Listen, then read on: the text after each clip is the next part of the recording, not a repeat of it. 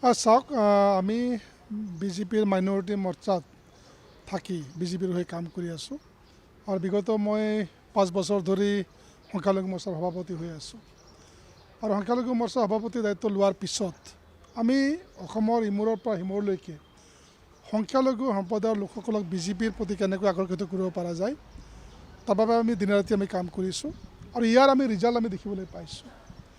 ইয়াৰ result যোৱাৰ আমি পৌৰসভা নিৰ্বাচনতো আমি এনেকুৱা কিছুমান ৱাৰ্ড আছে যিবিলাক ৱাৰ্ডত প্ৰায় 100% মাইনৰিটি মানুহ, সেইবিলাকতো আমি যোৱাবাৰ সংখ্যালঘু ভোটাৰে বিজেপিক তথা পদুম ফুলৰ চিনত ভোট দি পেলাই জিকাইছে। ঠিক তেনেকৈ যোৱা লোকসভা নিৰ্বাচনতো আমি বহুত ভাল ৰিজাল্ট আমি দেখাবলৈ সক্ষম হৈছোঁ। তাৰপিছত যোৱা আমাৰ পঞ্চায়ত নিৰ্বাচনত আগতে আমাৰ আঞ্চলিক পঞ্চায়তৰ সদস্য বিজেপিৰ পৰা সংখ্যালঘু সম্প্ৰদায়ৰ 0 আছিলে, কিন্তু যোৱা পঞ্চায়ত নিৰ্বাচনত 46জন সংখ্যালঘু সম্প্ৰদায়ৰ আঞ্চলিক পঞ্চায়তৰ সদস্যই পদুম ফুলৰ চিনত জয়যুক্ত হ'বলৈ সক্ষম হৈছে। ঠিক তেনেকৈ 6জনকৈ, ইয়াৰ আগতে আমাৰ 0 নাছিলেই, কিন্তু যোৱা পঞ্চায়ত নিৰ্বাচনত 6জনকৈ আমাৰ সংখ্যালঘু সম্প্ৰদায়ৰ ল'ৰা ছোৱালীয়ে পদুম ফুলৰ চিনত ভোট লৈ জয়যুক্ত হ'বলৈ সক্ষম হৈছে।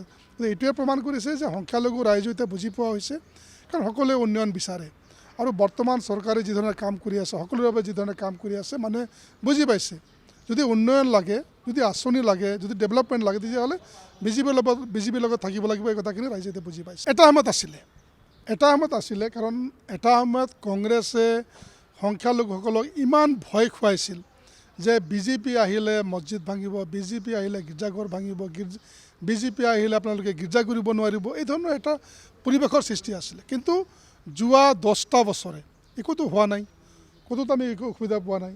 সেইকাৰণে এতিয়া ৰাইজ বুজি পোৱা হৈছে, খ্ৰীষ্টান লোকসকলে বুজি পোৱা হৈছে, মুছলিম লোকসকলে বুজি পোৱা হৈছে আৰু এতিয়া বিজেপিৰ কাহ চপা আমি দেখিবলৈ পাইছোঁ আৰু ইয়াৰ পৰিণাম আমি বিগত নিৰ্বাচনবিলাকত আমি দেখিবলৈ পাইছোঁ। কিছুতো প্ৰভাৱ পৰিব, কাৰণ জয় ভাৰত পাৰ্টিও তেখেতসকলেও কাম কৰি আছে আৰু বিশেষভাৱে বাগিচা অঞ্চলত বা আদিবাসী উদ্যোগত অঞ্চলত কাম কৰি আছে, গতিকে কিছু ভোট ল'ব, কিন্তু আমি নাভাবোঁ যে বিশেষ কিবা প্ৰভাৱ পৰিব, সেইটো আমি নাভাবোঁ।